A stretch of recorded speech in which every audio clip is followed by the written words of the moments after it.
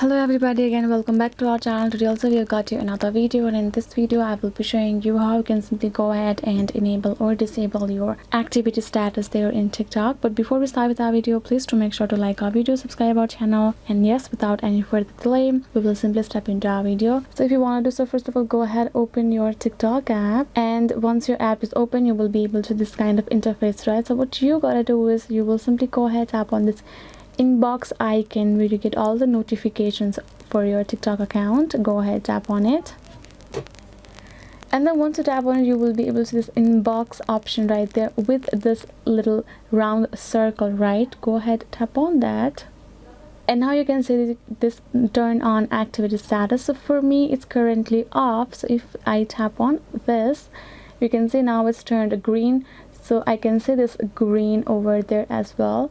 So if you want to disable, again the same process, tap on it, tap on this one, and you will be able to disable your activity status. So yes guys, this is how you can simply do it. I hope this video was helpful, and yes, thank you so much for watching. I'll see you guys next time.